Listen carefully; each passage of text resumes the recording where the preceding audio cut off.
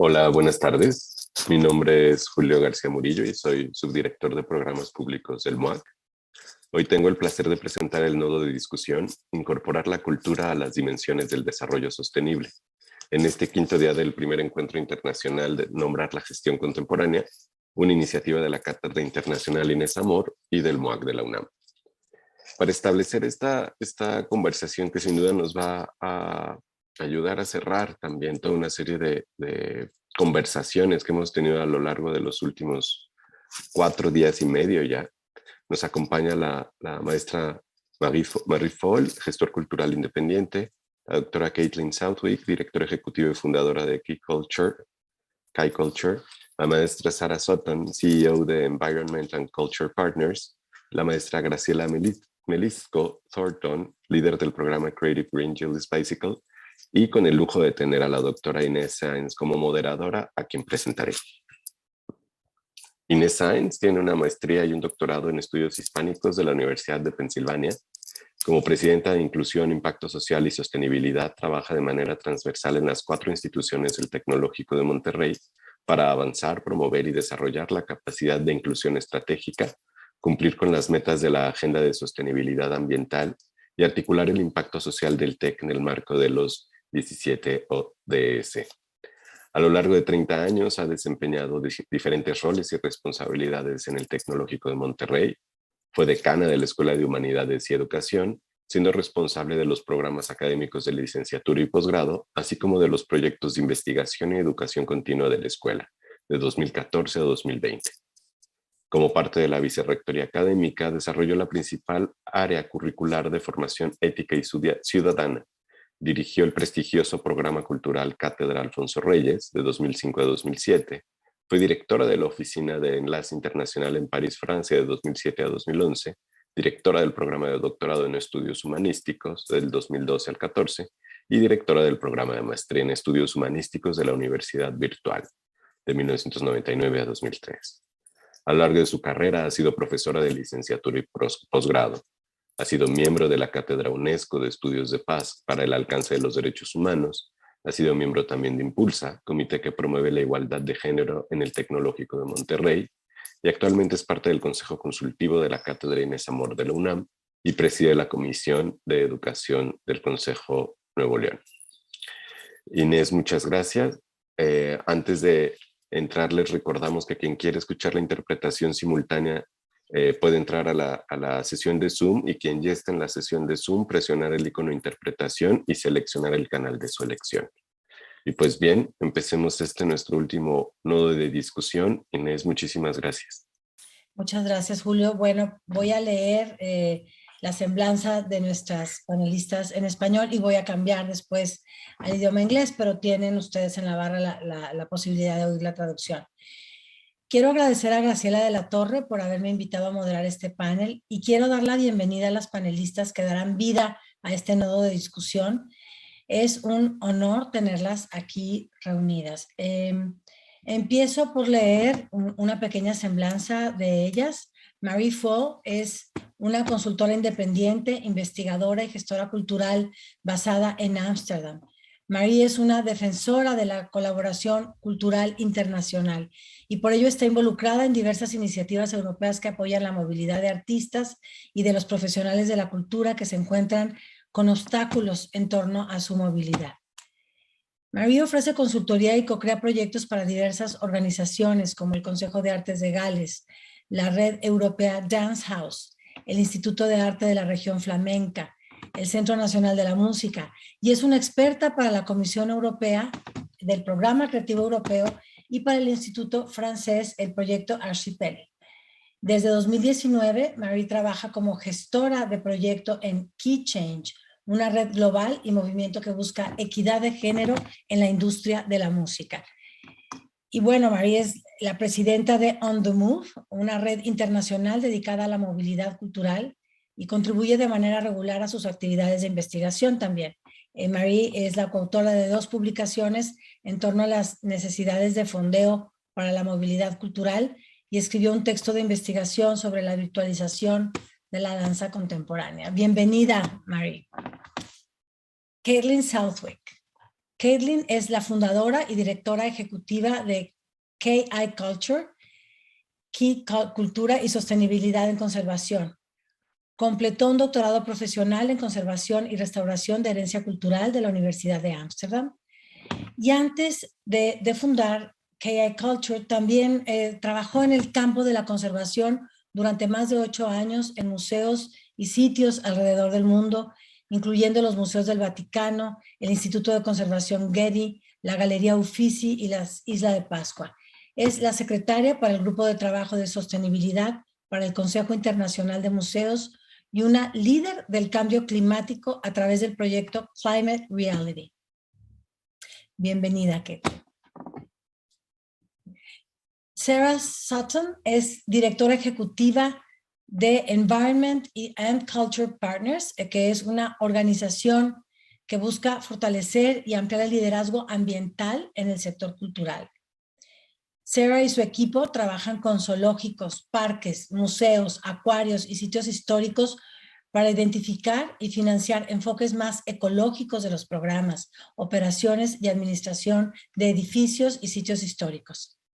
Sarah es autora de varios libros, ha estado en el campo de los museos durante más de 30 años, adjudicando fondos para proyectos especiales y como consultora en temas de sostenibilidad durante la última década. Ella es becaria global de Salzburgo en 2019, líder del sector cultural y miembro del comité ejecutivo de We Are Still In.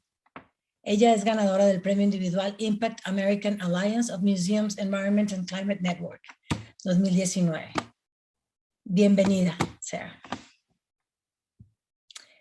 Y como dirían en inglés, last but not least, por último e igualmente importante, Graciela Melitsko Thornton.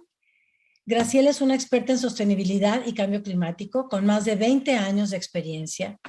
Su diverso conjunto de habilidades incluye el desarrollo de políticas y la elaboración de proyectos para ciudades que buscan reducir sus emisiones de carbono, gestión ambiental para los sectores de las artes y el ocio, y también como la promoción de energía renovable en el Reino Unido, en Europa y América Latina. No poca cosa, ¿no?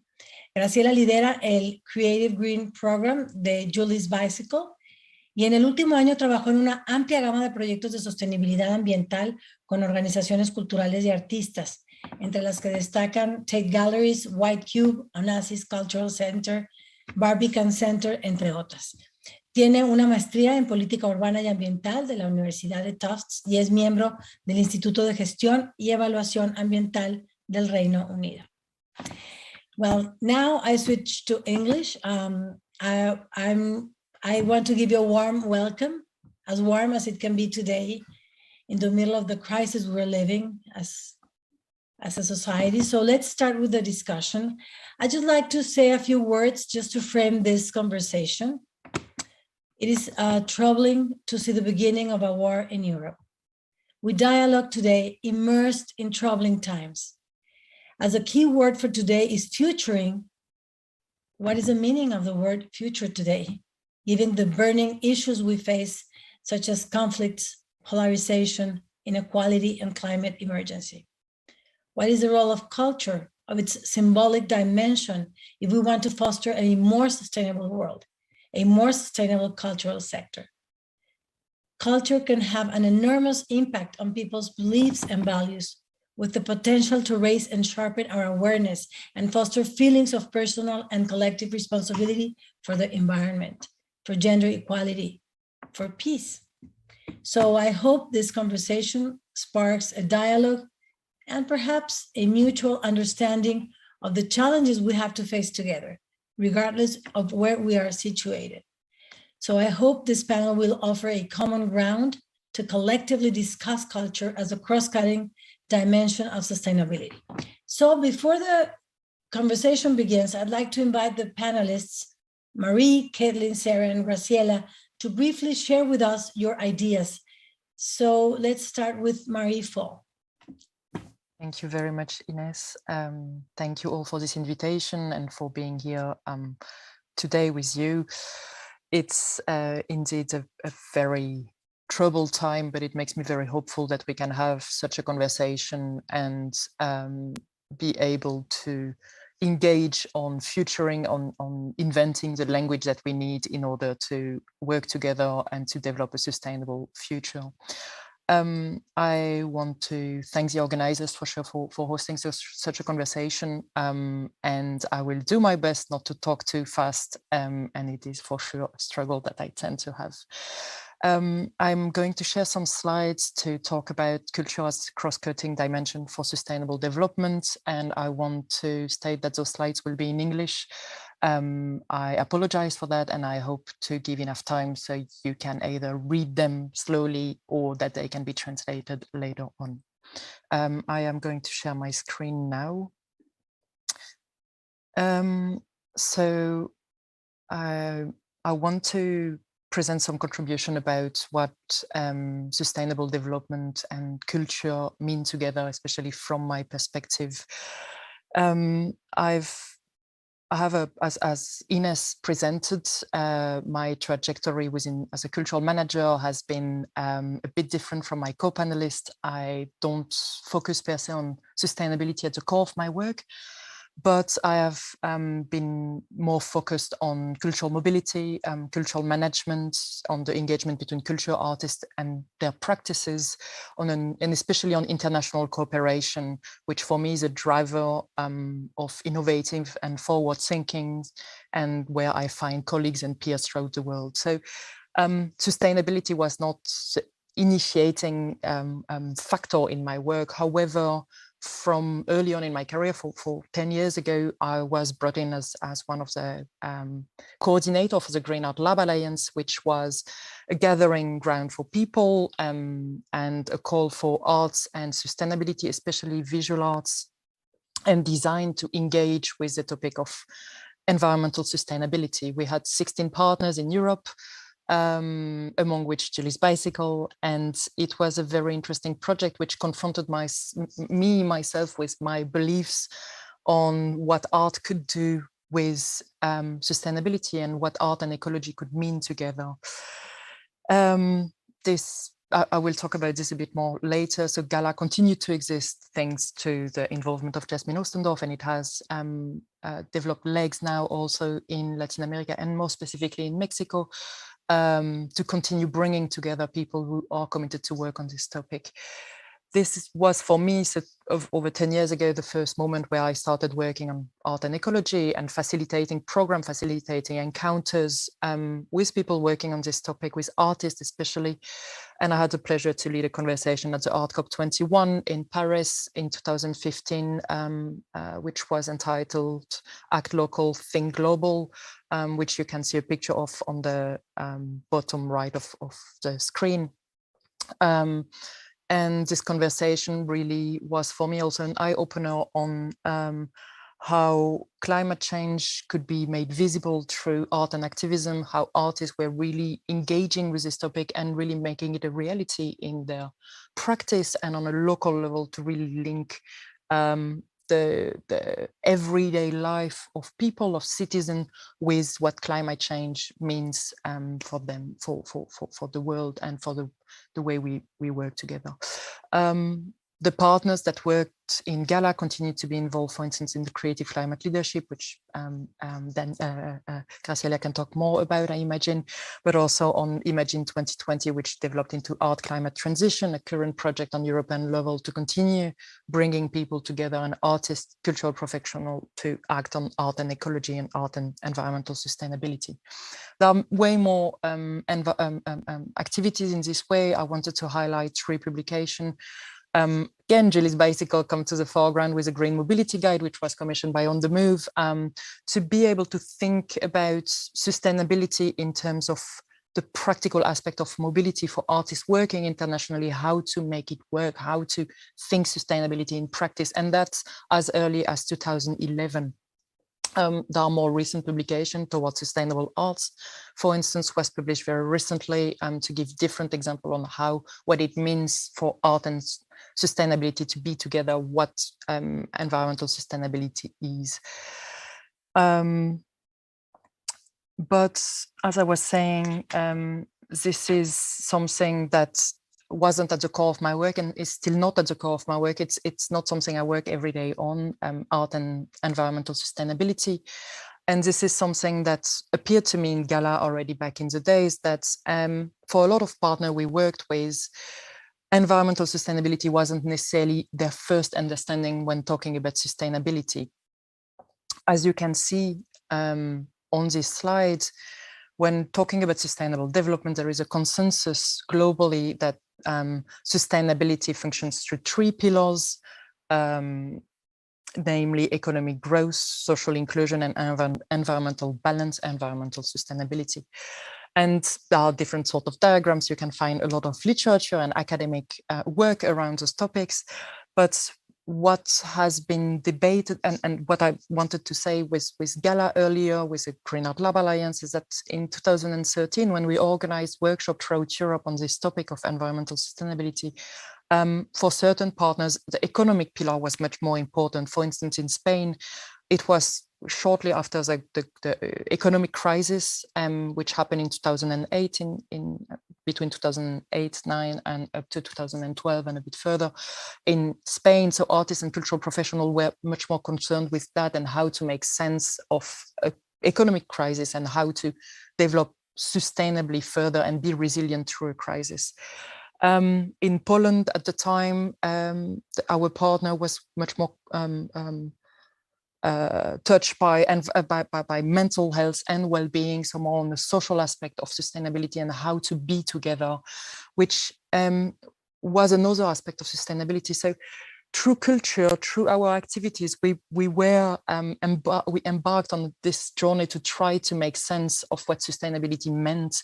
And for me at that moment, it resonated very much that culture was in itself a pillar for sustainable development. This is what, for instance, the United City and Local Governments, UCLG, was working on already early on from 2010, as the report you can see on the right, that culture has a specific role to play within sustainable development. There is a lot of research around this, and there is really a need to make use of culture, to embrace culture, and to understand that sustainable development can be expressed through the cultural sector and through cultural expression, and not only in terms of economy, society, and environmental sustainability.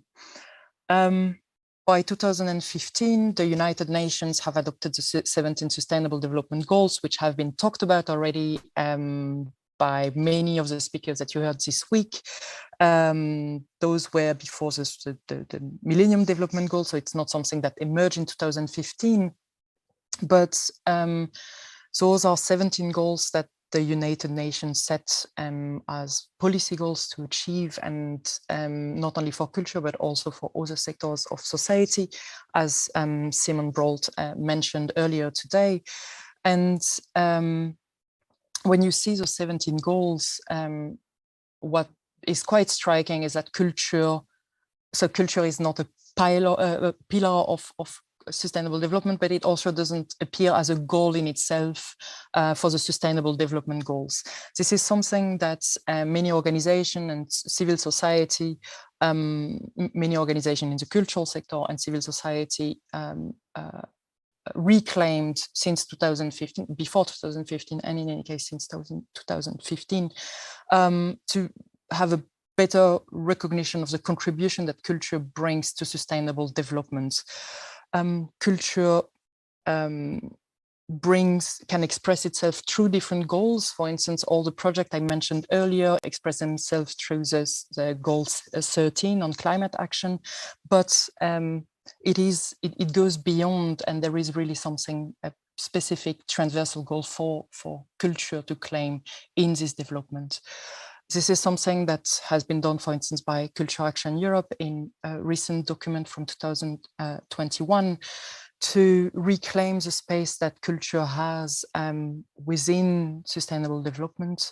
And I've been quoting, I will quote and read some parts that are written on the screen now, more specifically that culture offers exploratory, interrogative, and critical approaches to the world and its systems, and nourishes the ability to identify and analyze current and complex challenges that needs transversal and multidisciplinary responses to be understood and acted upon.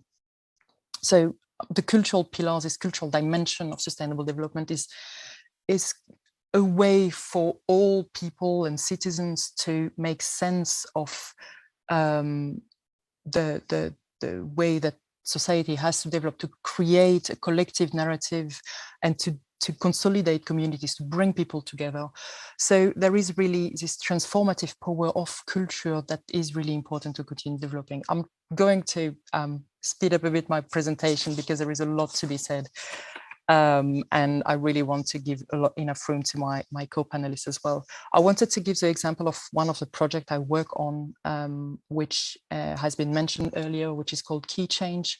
Key Change is a global movement for gender equality in the music industry. And this is a way for me to really put in practice what it means for culture to be transformative, for culture to bring people together, to bring change in terms of sustainable development. So for me, so Key Change in a nutshell, we do a capacity building program where we train women and gender minority in the music industry to have more space, more skills, and to be able to really shine on an international level. We have a pledge where organizations worldwide can join the movement to foster gender equality in the music industry, and in such reaching critical mass on having people change their behavior, change their practice, and engage into putting gender equality in practice in a specific area. And finally, we have a manifesto for policymakers and cultural professionals to take action on the long run and to make sure that what we do doesn't remain something in our corner, but it is brought in a larger framework. What issues are we tackling? It's gender inequality. There are some stats that I'm showing on how unequal the music industry is. We also tackle gender pay gap and economic uncertainties. We also feel a gap that exists in lifelong learning and professional education of artists and cultural and cultural professionals in the music industry. We develop the empowerment and develop phase that we try to bring more role models, and we make sure that people are equipped to face burnout, mental issues, and especially that those that have been reinforced through COVID-19. So through a project that really is tackling a very specific aspect of gender inequality, we really, through this, the power of culture and the power of bringing a community together, we develop further we show concretely the potential that culture has to change an area of sustainable development and make sure that we go beyond gender, but really implement change and make sure to develop a more sustainable music industry in this specific case. There are many more ways on how culture can contribute to the sustainable development goals. There are some on the screen here, and I'm very happy to share all those resources later on with anyone who has been following this and with the organizers of this conference to make sure that these resources are accessible to anyone. But I think this is really something to continue developing and to make sure that culture is not only seen as important for the sustainable development, but is intrinsic to sustainable development on the long run. So without going into further detail, I'm going to stop here. And again, I could talk about many more things. I just want to say that for me, what is next is also to continue working hand in hand with other level of cultural policy, most notably with the Mondial Cult conference that will happen in Mexico City in September 2022, specifically on this topic of cultural policy and sustainable development. Thank you very much for listening to me. Thank you, Marie. Well, many important things you've addressed, and I hope to sum it up later. I'd like to invite Caitlin Southwick to join the panel and share with us her ideas. Brilliant. Thank you so much. And a huge thank you to Marie. That was a beautiful way to start this discussion. And I couldn't have said it better myself. I feel like I can sit and you can talk for the next 10 minutes as well. But really amazing introduction here, and I'm really excited to be part of this conversation. So I also have a few slides to share, so I will share my screen now. And hopefully my computer isn't too slow. All right, looks like it's loading. And I didn't even coordinate this with Marie, but it was kind of a perfect introduction to what I'm talking about, because I'm going to focus very specifically on SDG 17, which is about partnerships. But very much giving a summary into our earlier conversation about what is sustainability. We now have a really lovely overview about the concept of sustainability, and particularly its relevance and connection to culture. For me personally, in my journey into this element, this nexus or this crossroads of sustainability and culture, as a practicing conservator, I knew that what I was doing was part of this conversation of sustainability. And, preserving our cultural heritage for future generations is integral. It's actually SDG 11.4 specifically says conserve and protect our world's cultural and natural heritage. But I still had something in the back of my mind that was saying the way that I'm doing this is not sustainable. And is this an ends justify the means situation? How do we balance this? And it was my good friend Henry McGee who I think put it so eloquently when he talked about sustainability as being something that is doing good without doing harm. And that resonated with me on so many levels, because as a cultural professional, I know that I was doing something really important and really beneficial for society. But the way that I was doing it was harming not only our planet, but also other people. And so this for me was a really wonderful way to segue into the connection of sustainability and culture on a deeper scale, and not just think about the superficial level of what I'm doing, but thinking about how I'm doing it and why I'm doing it. So what I wanted to do today was talk a little bit about the future, and we're talking about sustainability and culture and how integral those are for our future. And when it comes to the cultural sector, I think it's so important for us to recognize not only our position as actors in this global web of environmental impact, of social justice, but also our opportunity for leadership within this field.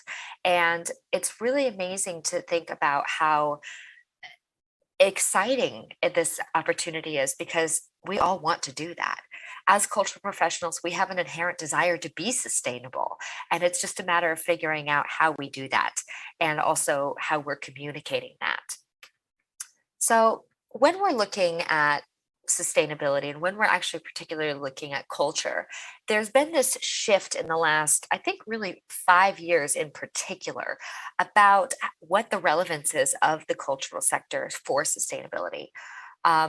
We are no longer museums that house assets of cultural heritage. We are no longer just performances that are for leisure. We have the capacity to shape society through our messages, through our programming, through our performances, through our art.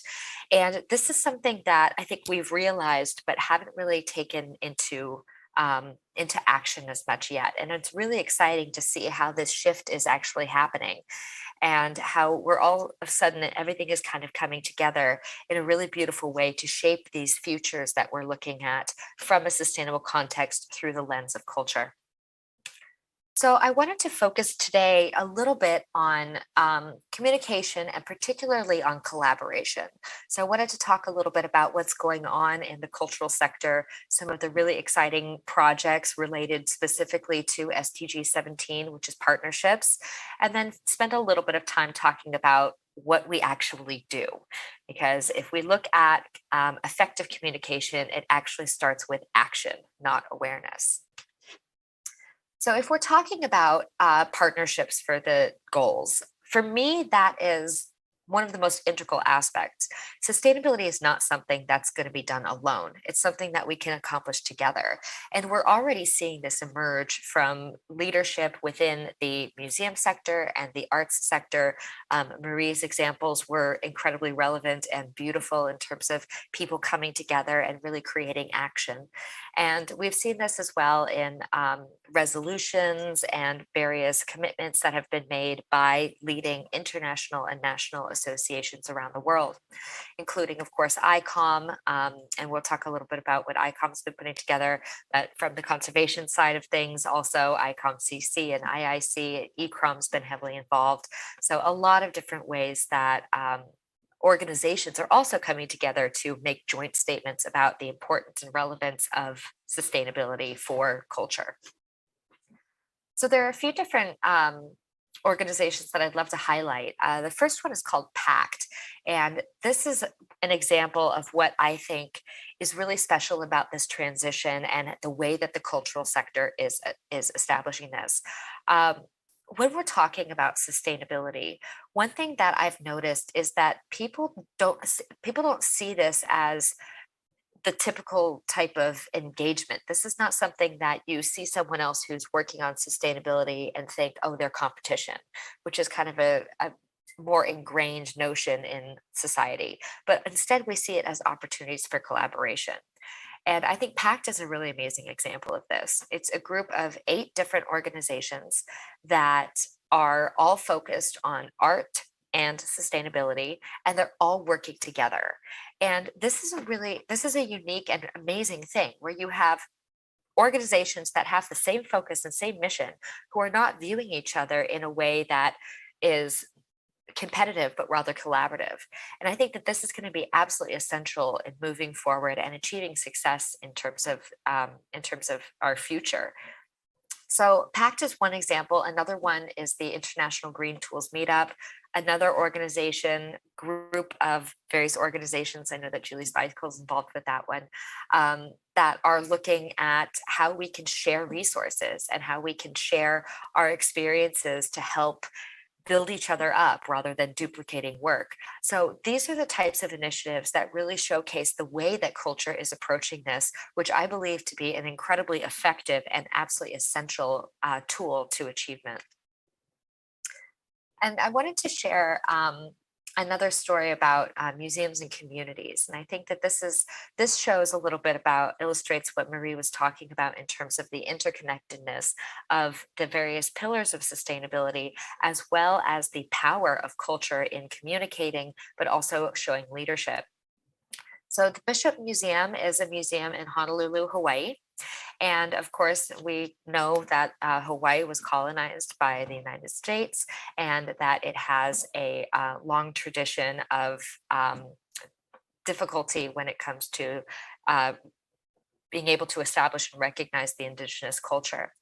And the Bishop Museum was putting together an exhibition, and they were using images of Native Hawaiians in their exhibition. And one of the curators stopped about halfway through creating this exhibition and said, wait a second, do we even have permission to use these images?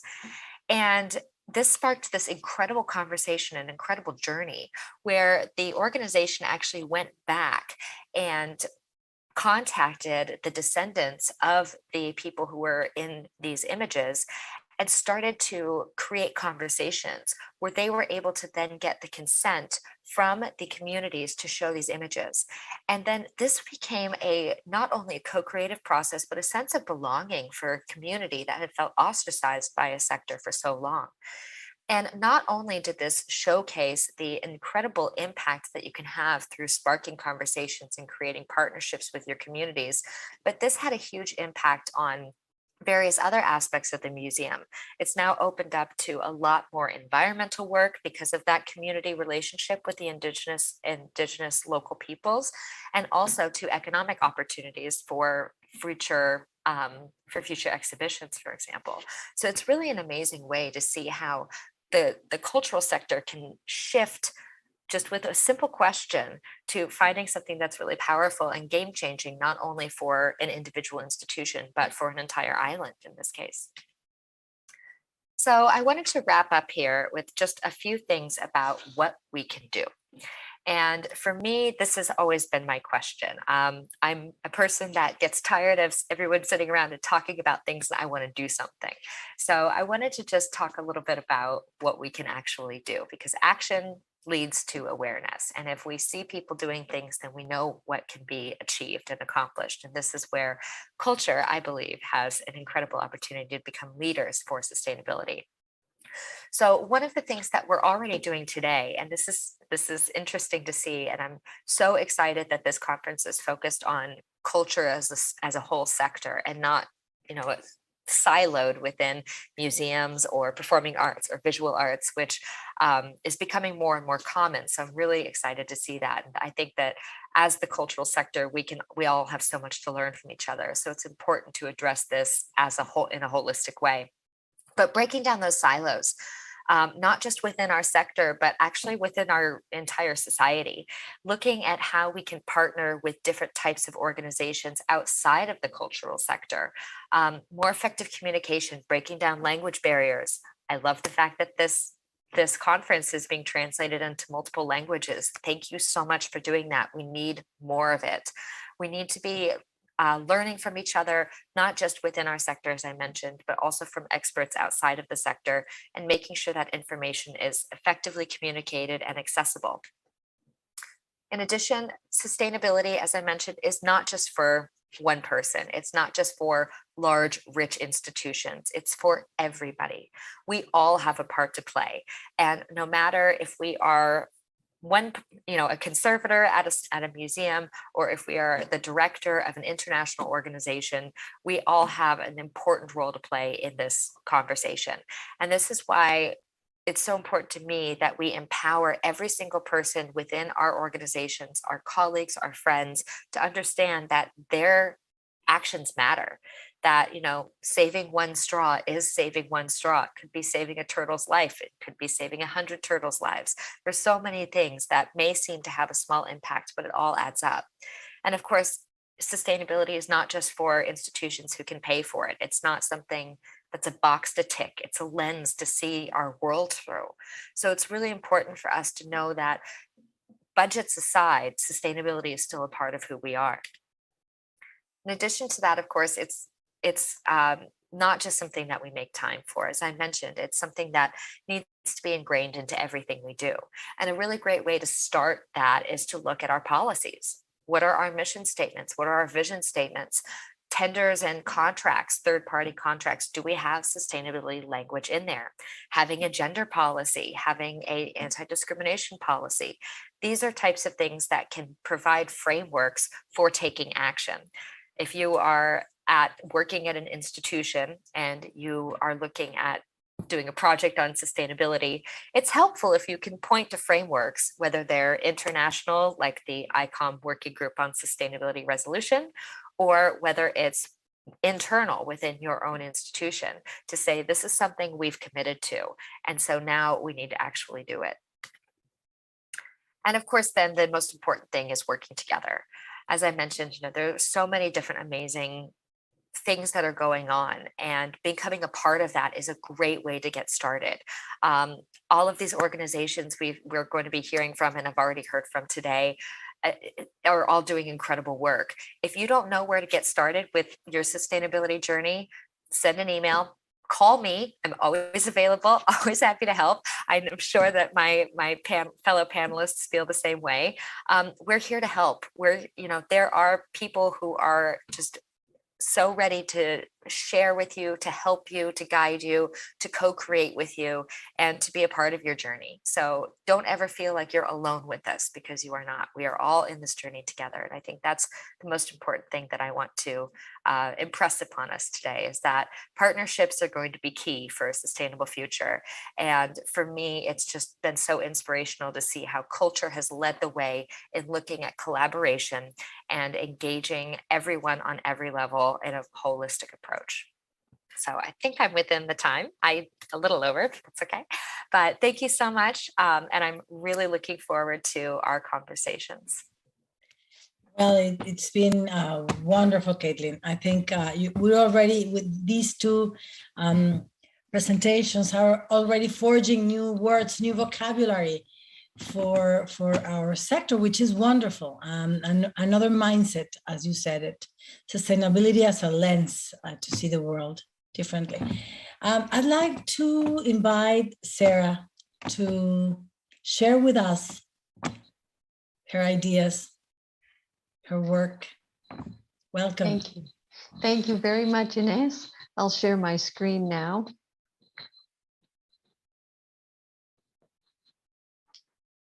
Let me move this aside a little bit.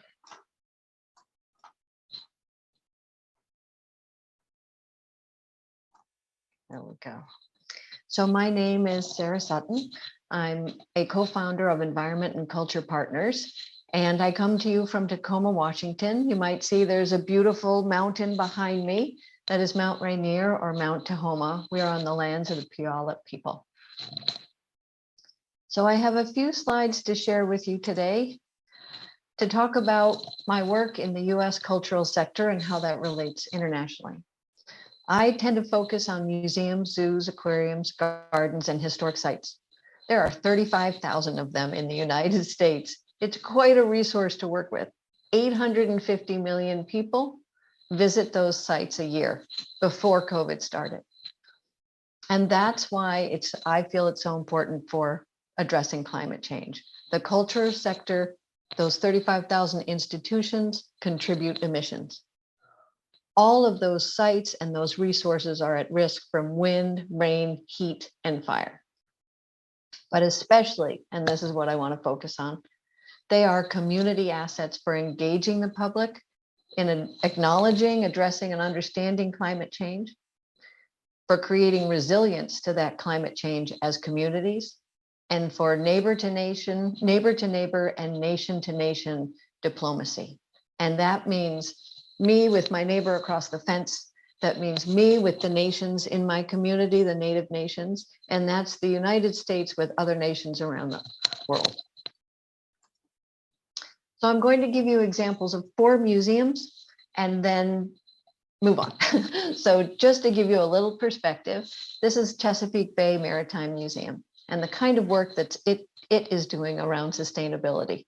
One example is creating something called living shorelines. The shoreline that you see here with the rock, the sand, and the plants is very different from a hard wall. This sort of natural habitat creates a healthy bay. It absorbs rising sea levels and storm event wave action.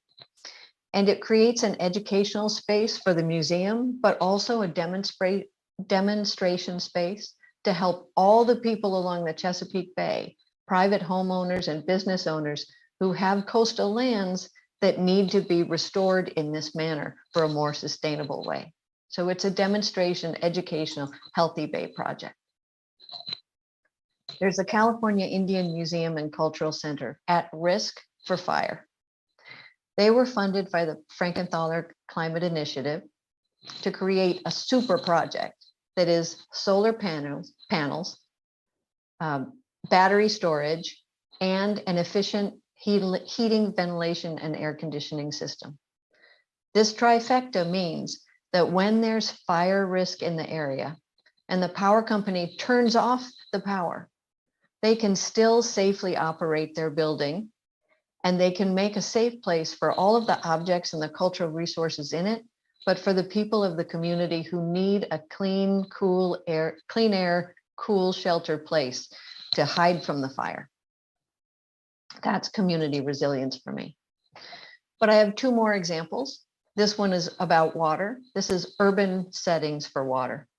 When the Brooklyn Botanical Garden wanted to restore this pond area that you see here and turn it into a recycling pond area in order to save water, they approached the city of Brooklyn looking for financial support.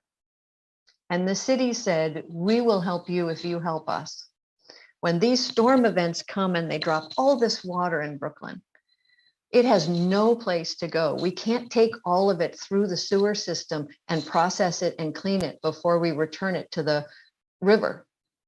We get an overflow situation and it all goes untreated, all the sewage right into the river. If you help us, by capturing the storm water during the storm, we'll help you fund the project. And so now when the storm is coming, the satellites tell the pond to release all the water. It's now empty. And when the storm comes, it captures what falls on site and it holds it there until the city is ready to process it again. So it helps the city survive the storm while it creates a beautiful setting for the garden and a public education space. And the last example is also from Hawaii, Caitlin. This is He'ea Fish Pond on Oahu. This is his older photograph. It is 800 years old, 80 acres large, and it was a traditional sustainable food source, but it was breached by a hurricane in the 1950s and only marginally used since then. But now the community is coming together and restoring it. And you can see that they've cleared all of this space of mangroves. And now I know, because I worked on this part, they've worked all the way down through here. They've restored the wall, they've restored the fish gates, and it's now a source of sustainable food for the community that supports food sovereignty, food security, and independence and community resilience. So on the ground, that's what climate action looks like in the United States at cultural institutions. But it's not enough to get us farther, faster in addressing global warming. Environment and Culture Partners focuses a very great deal on energy and carbon emissions, not because it's what I enjoy, but because it's what is needed. And these are two projects I want to tell you about. Culture Over Carbon is a federally funded project, and we don't have many of those in the United States. This is funding research on how those 35,000 institutions use energy so that we understand it, so that we can start reducing it. This project will help them do that by the time that we're done. We're about a quarter of the way through the project. And what that's going to contribute to is the United States nationally determined contribution to the reduction of greenhouse gas emissions that's part of the Paris Agreement. If we can't tell the funders and the leadership how much our carbon emissions are, and then how much we've reduced them and need to reduce them, we won't get funded to do the work unless we've got really enlightened folks like the Frankenthaler Climate Initiative. This is a group of family members of the abstract artist Helen Frankenthaler. And they are funding clean energy and energy efficiency grants in the cultural sector. And you might have remembered that when I said the California Indian Cultural Museum was funded, that money came from here. And why I like this story so much, not only because they gave away $5 million in 1 year when they thought they'd spend that over 2 to 3 years, or that they doubled that contribution, a commitment for 2 more years of $5 million to do this work in the United States. This project came about because of something that is those cross partnerships that Caitlin was talking about. So in 2017, when President Trump stepped out of the Paris Agreement, 4,000 institutions in the United States stepped back in. We held the door open and we said, this is important to us. We're going to do this work whether or not leadership will. So higher education, cultural institutions, faith-based, health, investors, businesses, all came together, city and state governments, in order to do cooperative partnership work. And we were called We Are Still In.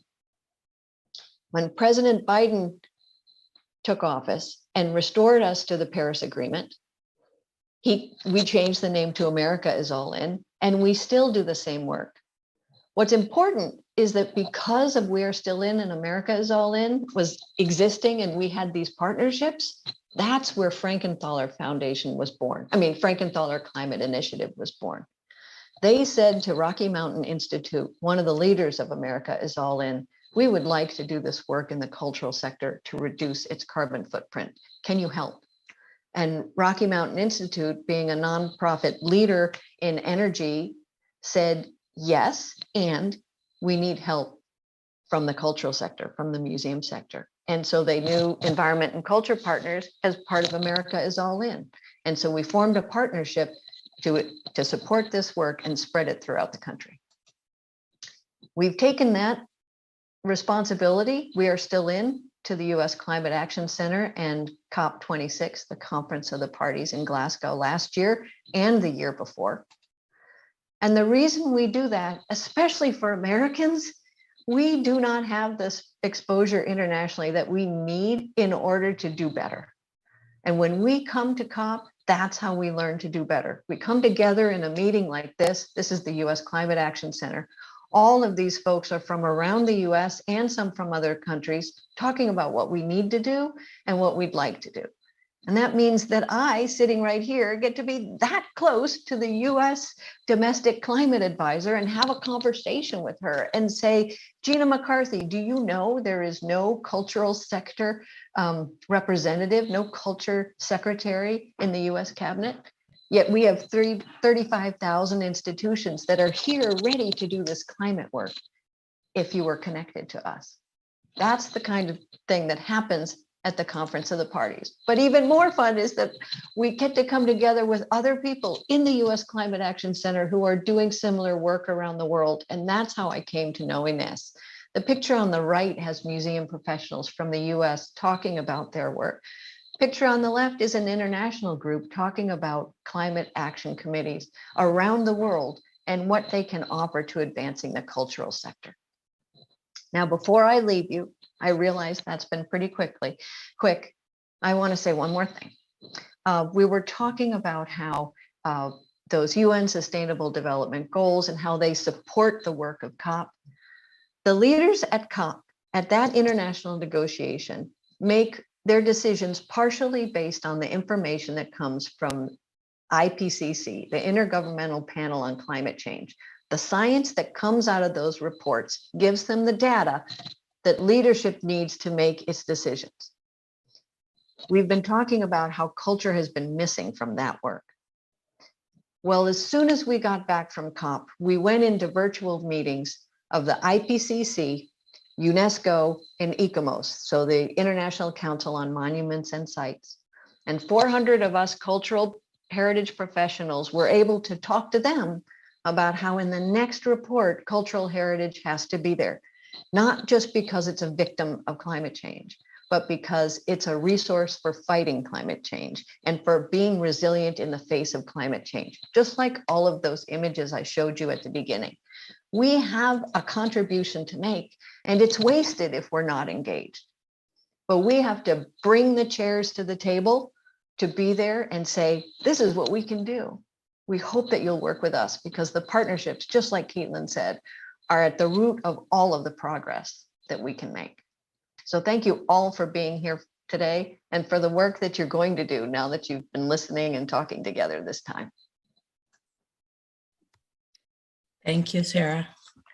We have a contribution to make, definitely, and I hope the audience, well, will react to this invitation. Thank you. So, Graciela, Melitsko, Thornton, welcome. Can't wait to hear you.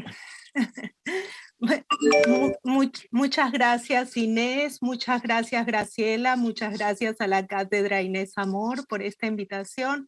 Estoy muy contenta de estar aquí virtualmente en México con ustedes. México muy cercano a mi corazón y que tuvo mucha influencia en mi formación, porque yo hice mi pasantía en el Programa de Naciones Unidas para Latinoamérica, que en ese momento tenía sede en México. Ya ven que antigua soy, porque ahora se encuentra ubicado en Panamá. Hice mi pasantía durante mi maestría, entre mi primer y segundo año, y verdaderamente aprendí mucho, y antes de esta charla volví a algunos de mis libros y encontré cosas como La pluralidad en peligro, La política ambiental en México, Las ciencias sociales y la formación ambiental, de un economista increíble como Enrique Leff, que estaba en ese momento en el programa. Pero bueno, voy a pasarme ahora al inglés. So I'm going to move into English. In English, I work for Julie's Bicycle. I lead the consultancy program at Julie's Bicycle, which provides support and capacity building and training for cultural organizations around the world. We work with all cultural sectors, We've been doing a lot of international work recently. Julie's bicycle is 15 years old this year, so another motive, another occasion for celebration as well of all this work. And thank you to all my colleagues that spoke previously, really so brilliantly.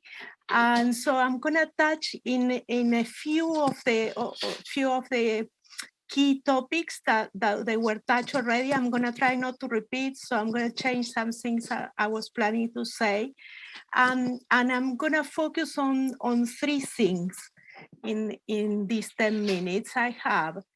One is the research we were doing last year because of the Convention of the Parties of the United Nations for the Climate Change Convention coming into Glasgow. Julie's bicycle was commissioned to do some research and looking at how cultural policy organizations internationally have responded to the climate crisis. So we received some funding and support from the British Council as part of the Climate Connection Programme in anticipation, as I said, to the UN COP26 that was celebrated in November 2021. We saw some pictures just now, Sarah shared. And the results of that research, just in a nutshell, were consistent. Most of the respondents said that arts council, cultural ministries, and public art development agencies do not currently feel that they have a statutory mandate to address climate or environmental issues in public cultural policy or strategy. So, and then about half volunteered that the lack of legal mandate was a key barrier to linking cultural policy with climate or environmental issues. So in this regard, a lot of work to do at the policy level. I think all the diplomacy entities, all these spaces, the universities being engaged are gonna really help us to bring the cultural policy sector into the environment, into climate really. Simultaneously, artists, activists, and organizations are already embedding the environment within their creative practice, highlighting issues of justice and equity, and asking to contribute to policy development. We saw some fantastic examples that Sarah and Marie and Caitlin put for us tonight. But the COVID pandemic has been devastating also, and we are all coming in terms with this impact. So this is an area that we need also to pay attention. So what happened to the sector after the pandemic? What is happening at the moment, particularly in Latin America, no? But also in another continents, in the global south. So the cultural community no longer needs to become so awareness of the environmental emergency, but they need a policy framework and also the authority, funding, accountability to be fully mainstream into national environmental planning. So in that respect, we think that the cultural ambition everywhere is high, and there is lots of solutions. There's plenty of solutions around that we just need to embrace. And also creativity is something where the cultural sector can really contribute. So we really need an urgent and overdue policy dialogue with national policymakers, and we need expertise for this already happening. And this is why we call them missing links. So you may have seen some of the activities that Julie's Bicycle organized towards all the climate conversations, and that we are now continuing. So I'm optimistic, really. So we see, as Caitlin said, there is a lot of partnership work coming into this space. And now we need, in a way, we need to inhabit the space. So this is the next really critical step. so that all this can be aligned to climate action, and through some extent, these narratives already exist. They are different between countries, really, so we need to make them probably more explicit. And the type of some key areas that we found in this research were areas like cultural rights and the preservation of cultural heritage, value creation and economic sustainability. That's very relevant for Latin America, I would say. Access to culture as well, so not everybody can access culture. Audience development, including all the links to spatial planning and cultural infrastructure, as well as support to artists and cultural organizations, including all the strengthening of the sector and capacity building. So that's a little bit what I wanted to say about this research that we did last year. The second thing I wanted to emphasize is on a day, we provide day-to-day support to all cultural organizations, and the frameworks we use that are all encompassing in terms of the objectives of sustainable development, but the frameworks we use on a day-to-day practice are around decarbonization. So we need an immediate, rapid, and an urgent reduction in greenhouse gas emissions to net zero. That's for cultural organizations as well. So we are looking at reducing 50% of emissions for 2030. 2030 is just around the corner. It's not really a long time. So we need carbon budgets for cultural organizations. The other framework we use is circularity. We are looking into a waste-free economy where waste is always feeds a new activity. So there is no waste really in nature. And we need to move away from excessive consumption of finite resources. There is abundant resources actually that are renewable.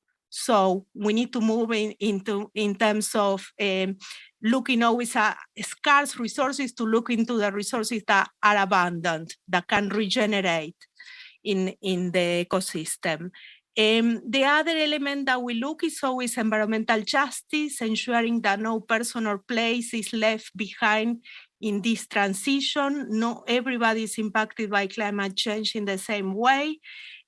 Adaptation for climate change is really important to start looking into. And then we look at nature-based solutions and in terms of protecting, but also restoring. Conservation is not enough anymore. Every single ecosystem in the earth has been impacted really in terms of man-made activity or human-made activity. So we need really to embrace restoration and bring together the climate and biodiversity crisis all together.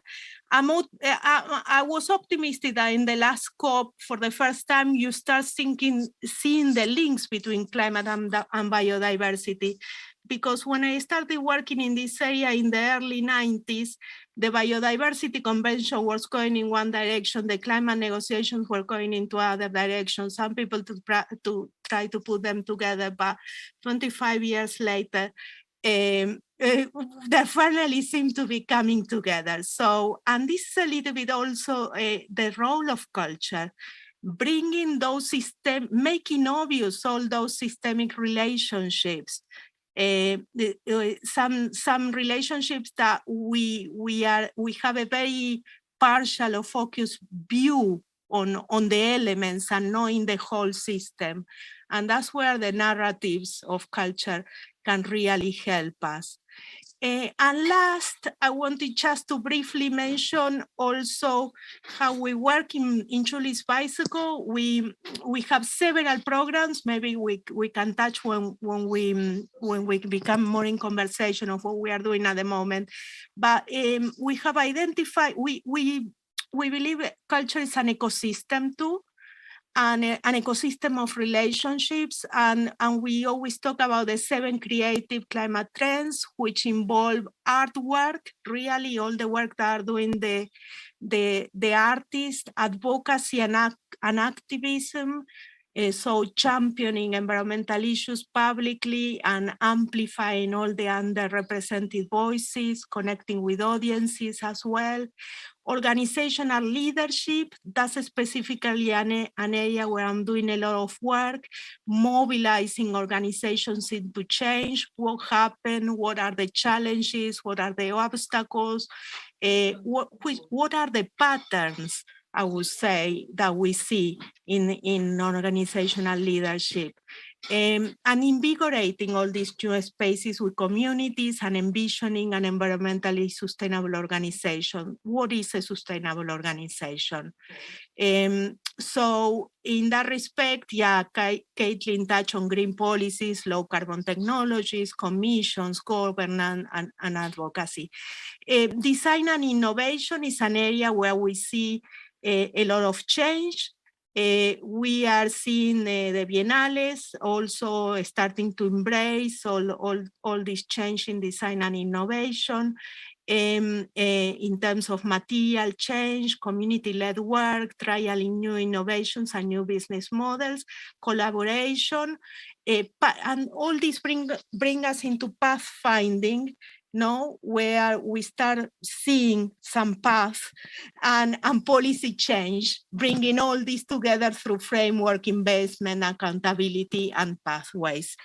And last, but not least, as Inés said, I just wanted to read you a phrase from Yuval Harari. These days I went very philosophical. I feel I need it with all the current, the things that are happening. And he said this in a very interesting way. He says, my most central idea is simple. It's the primacy of fictions, that to understand the world you need to take stories seriously. The story in which you believe shapes the society that you create.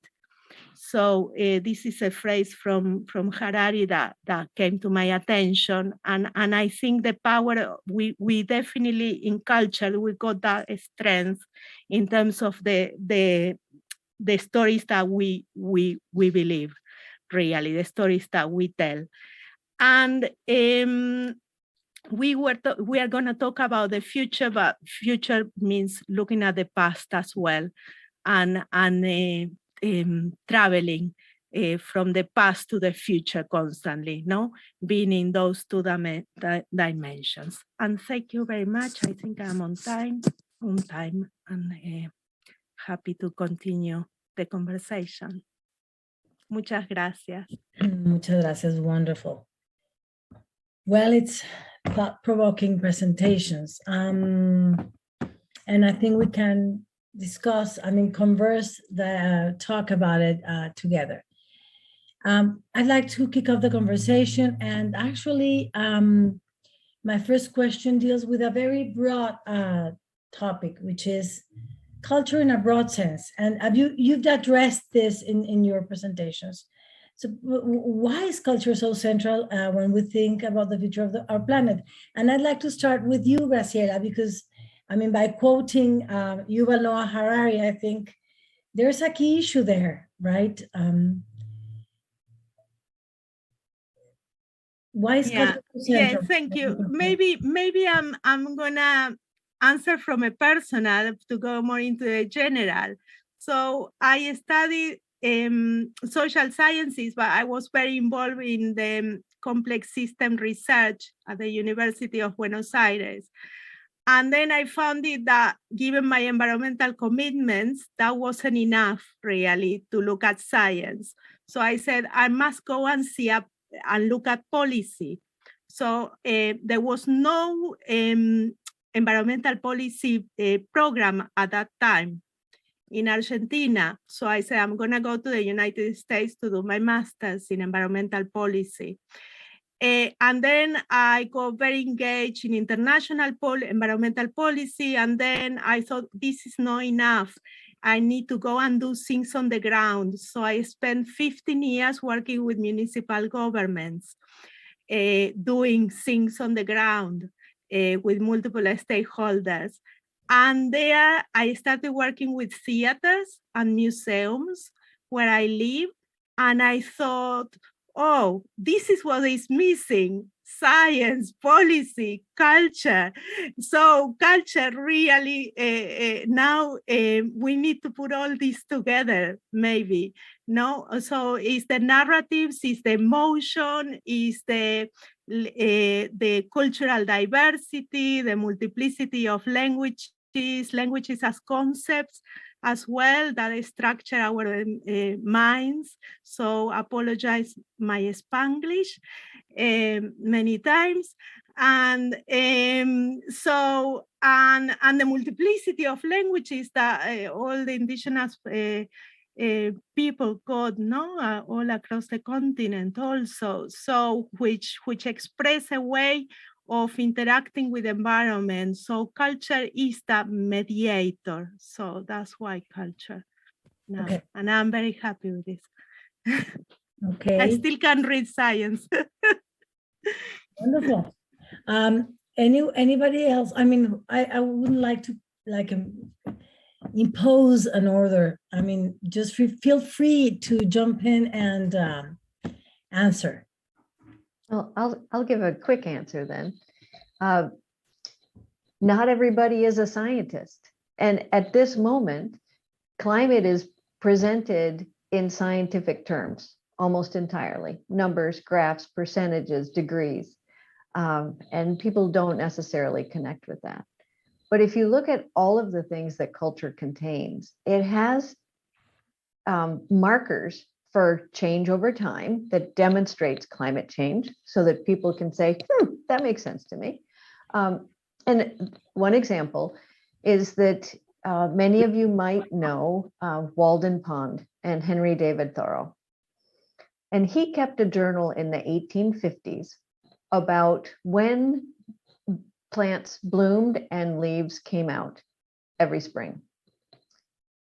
The scientists at University of Boston have compared those same plants, same types of plants, and when they bloom today.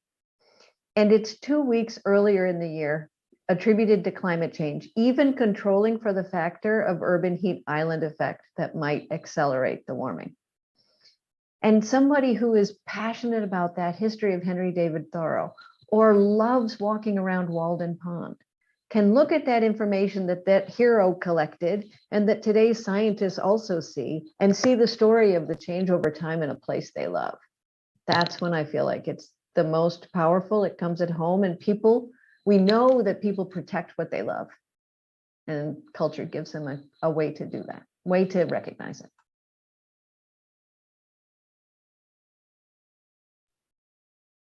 Caitlin, I don't know if you want to react, but yeah, I'm going to give it a very short go. Yeah, go for it. I think what is really striking for me is that the culture can help you make sense of your local context. You all gave beautiful example of this. I wanted to give one where I really want to give tribute to Margaret Chiu, who passed away recently in Taipei, and she had a beautiful project, the Plum Tree Creek project, which resembled very much the one that you talked about, Sarah, as well, on making sense of your local context and through culture, like the broadest understanding of culture, to drink tea together, to go on a walk, to experience what it is around you. And so both from culinary experiences to sharing a moment, to this performative walk, and how artists are this link to make sense of your local context and to experience, in this case, the environment. But I think also the same thing for gender equality, for all kind of different ways to engage with sustainable development. Artists are giving tools which are in so many different formats, being through music, being through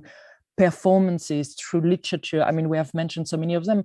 If you talk about cinema as well, it gives clues, it gives meanings for people who experience the world and the reality differently. And I think artists are extremely gifted to make sense of the world. And for me, that's really the power of culture, where you can really just, with your own reality, your own perception, you can find this resonance and make sense of the world and find a sustainable way forward with artists who engage this way. So that's for me just why I get this motivation to work in this. Wonderful. I love that. And I'll add just a quick word. My colleagues have said it so beautifully, but culture has that capacity to incite a deeper understanding and personal connection, but an emotional connection. And at the end of the day, emotions make decisions for us as humans, not logic. So, I'm sure you guys have heard of the movie Don't Look Up on Netflix. And I love that. I've seen it like 4 times. I love that movie so much. Culture, communicating about climate, but also that scene where Leonardo DiCaprio is on the set of this, cultural show and he said, sweating. And he said, I'm just trying to explain the science. But as Sarah pointed out, that's not something that people connect with. And culture is that missing link. Like Graciela said, it's that missing link that creates that emotion that then is going to drive behavioral change and decisions. So I think culture is the key to this.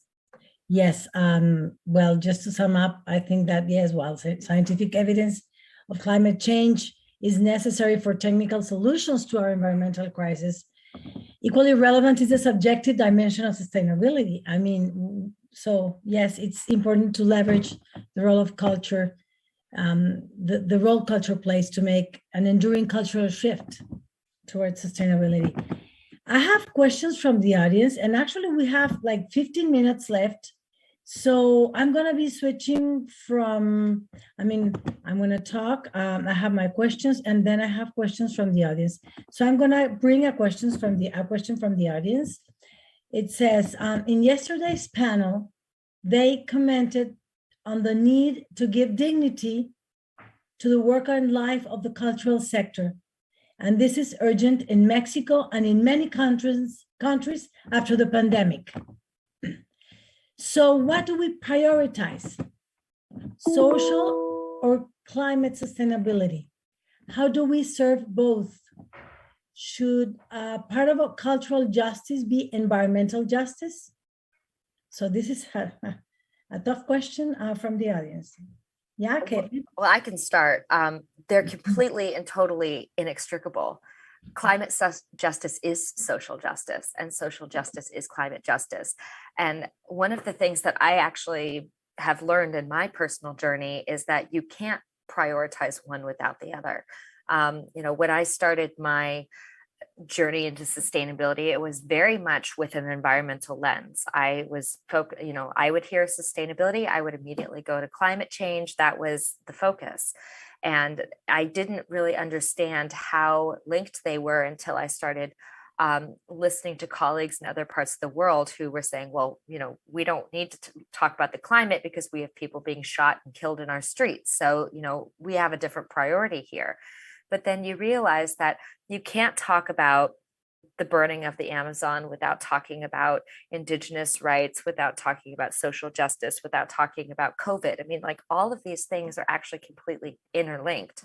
So, and I think that that's maybe one of the things that's kind of scary about sustainability is that it's overwhelming. There's so much to do, and it all has to be done at the same time because you can't pick out one aspect or the other. But that's also the beauty of it. And also the beauty of what we're seeing here today with this polycentric model where we have all of these different people and organizations who are taking action and working together so that we can tackle everything at the same time. So for me, it's not a choice. It's let's do both, let's do them together, and let's all work on it at the same time. If I can add on that, thank you very much, Caitlin. I think it's very true. It's all of this coexists at the same time. It's not that you pick one out of the other.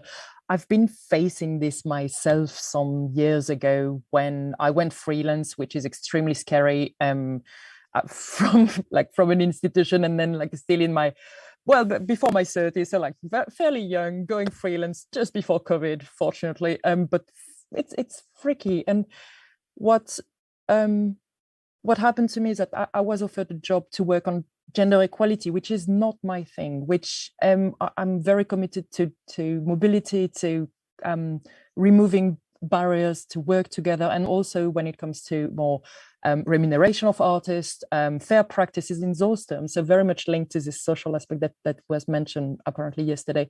And it was really strange. And for me, I had discussion with many people who told me, like, whatever you do, as long as you are active on this, it matters. And things are so interlinked that by working on one thread on gender equality very actively, I am working on the other aspects as well, because the people I work with who are fearless women and gender minorities from the music sector, they are embedding ecological touring in their work because for them that matters and they cannot imagine the world differently. So we all do our part, and wherever you have this room for action, where you can take responsibility, where you have accountability, that it is on a social aspect, that it is on whichever of those goals that we mentioned, it doesn't matter. It is about being part of this change and this systemic change that happens through it. So we all have those responsibilities, and I think that's just taking action, being accountable for our action, that really makes this change on remuneration, getting out of the crisis, and doing this in a sustainable way, which therefore encompasses the climate change crisis we face. Just quickly, I think this is where I would also bring again the policy element, because there is a need of enabling a new green economy. And so the creative economy, particularly for the cultural sector, needs to be green. So, and there is a role really for governments and for everybody to work together, but there is a strong need of enabling these links. And there is where you're going to see the social benefits as well. And I look at it that there's such an overwhelming number of things to be done that you could do that need to be done. And when you have no indication all around you of which to choose, you can only use a compass that you've set for yourself, an inner compass that you've designed. And mine for sustainability is that everything and everyone can thrive. And if the activity supports those things, then it's something I'm willing to commit to, because it will be sustainable. It will actually work. If it leaves somebody out, it'll be broken. It won't work. Wow. So, you know that when we think of sustainability in Latin America, budgets immediately come to mind.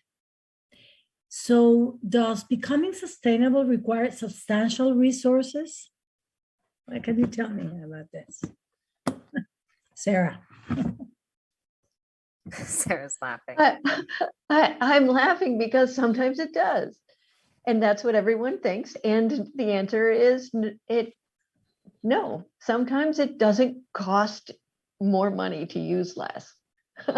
But when we think that the solutions are technical, that's where we think that it costs money. But being kind to someone, thoughtful and inclusive, doesn't cost money. It just asks you to think differently in the process. And I completely understand why we think it costs more. It's because we've been adding scientific technological solutions. They're critical, but they're not the only path forward. And cultural heritage has lots of solutions that aren't technical from a mechanical added energy point of view, but from a passive, natural, community-oriented point of view. So I think not. Yeah, and just to build on what Sarah was saying, you know, people automatically associate sustainability with expenses. And if we think about long-term, it's always going to be less expensive. It's always going to be financially beneficial to be sustainable, whether that's environmental or social. And that is the biggest barrier right now in the cultural sector, is that people just see sustainability and they look at it with dollar signs. And the fact of the matter is that every sustainability investment, even if it is a big financial investment, will pay off in the long run. And then if we start thinking about, the hundreds of billions of euros worth of damage that climate change is wreaking all over our cities, and all of the damage to buildings and families and the disasters that are happening more and more frequently, it's pennies compared to that. So actually, it's really just about thinking how we're allocating our resources. Are we allocating them to response, or are we allocating them to being proactive and investing in our future rather than having short-term thinking? Yeah, we have worked with organizations that have saved the cost, 50% of the cost of energy, for instance. And in our Arts Council program, where 800 organizations that are funded through Arts Council England report their environmental impacts, we are seeing amazing really savings, not just in terms of CO2 and waste, but also in terms of money. When you start aggregating all these figures, is quite amazing. And then, for instance, with theaters, we are now working, establishing targets where all sets should have had a previous life, and you see an amazing saving in terms of materials. And what we say is, well, let's not spend in materials, let's spend in training, because this is a different way of spending, and you can still spend less, really, and you don't need to spend so much. So no, there is a lot of opportunities really to save resources. I think also, Graciela, before you mentioned the concept of circular economy, I think there is a lot of, we don't necessarily need to think in terms of investment and large costly investment. That might be needed in certain specific case, but in a general case scenario, I've had this work with artists and cultural professionals on an individual level. You have to make choices, but if you work in circular economy, if you think and you take the time to think this through rather than buy something and jump at an opportunity that brings you across the world, and then you come back and all this extra travel, of course, that's going to have a major impact on the environment if we focus on environmental sustainability.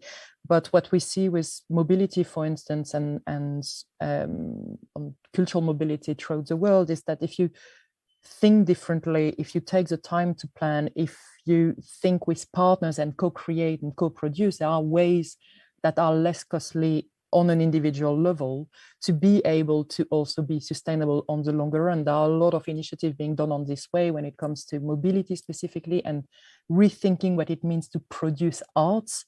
And Lift in London has made great example around this, Jérôme Bell and others, very critical as well, and very critical voice toward that. But I think there is this capacity for artists to really engage in that, and not through means that cost money. It's choices to be made and thinking to be done. But yeah.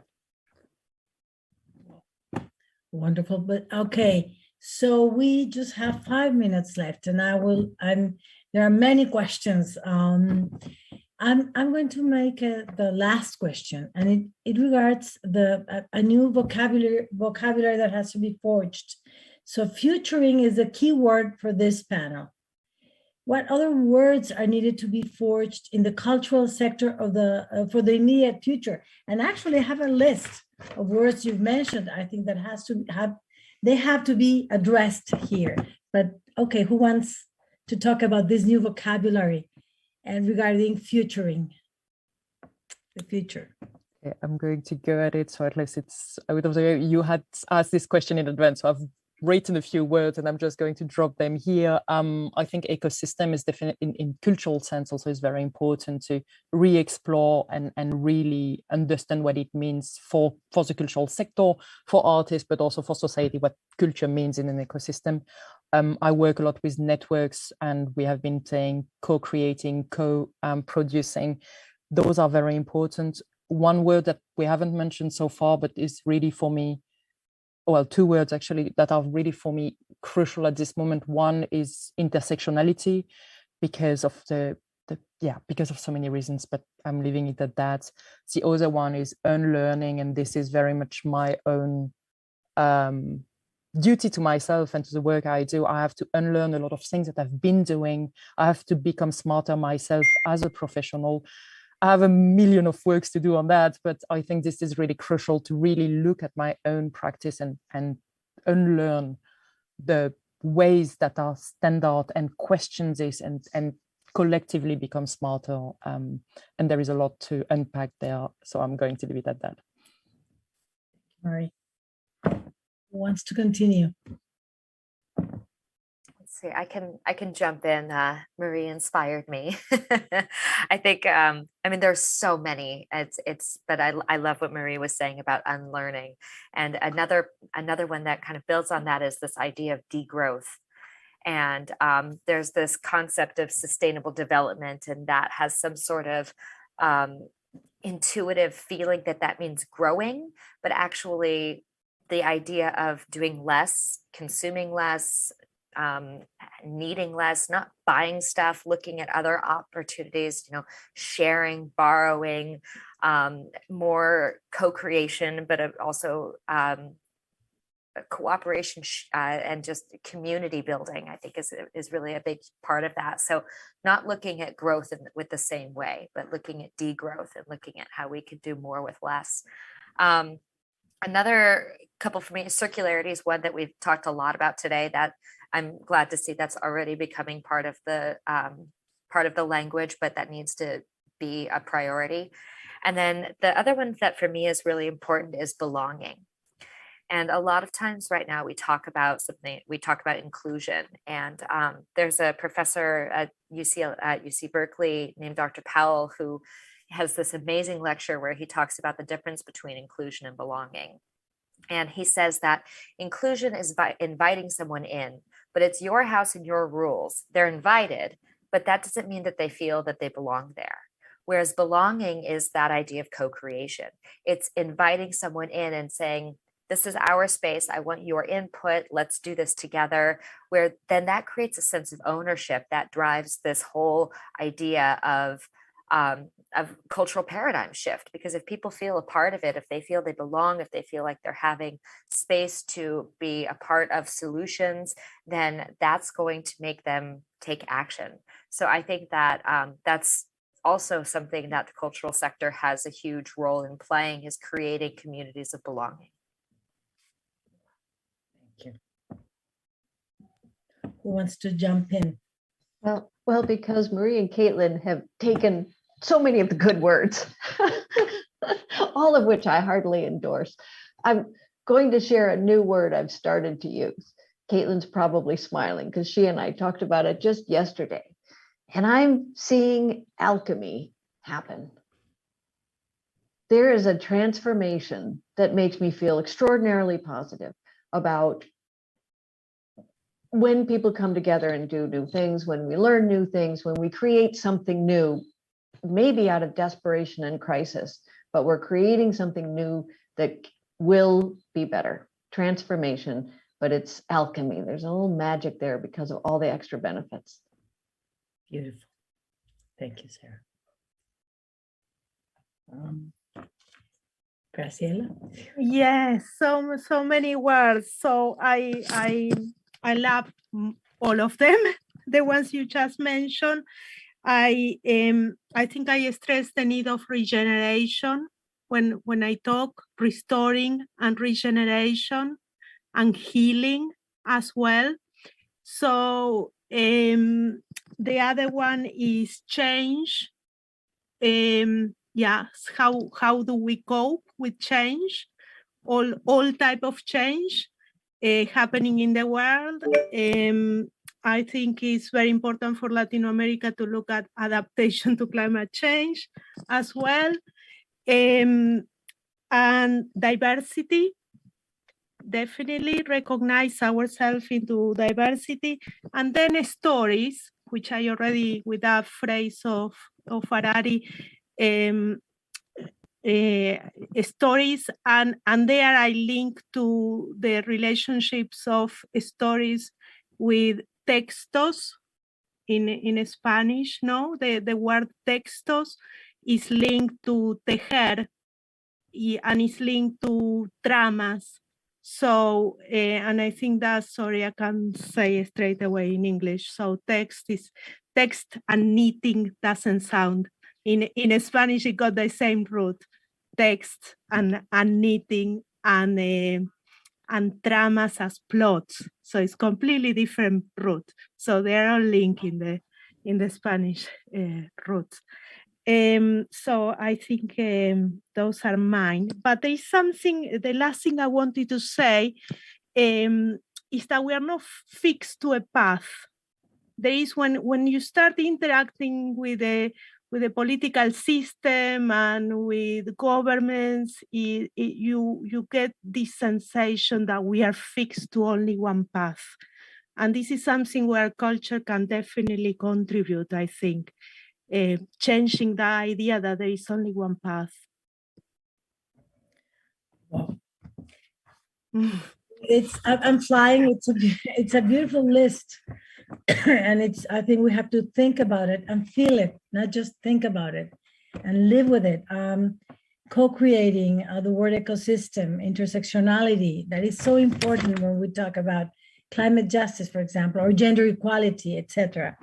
Unlearning how much that, it's a big path. Degrowth, community building, circularity, belonging, alchemy, restoring, change, adaptation to climate change, creating communities of belonging, diversity, stories, narratives, and well, thinking not thinking of a single story, not one path.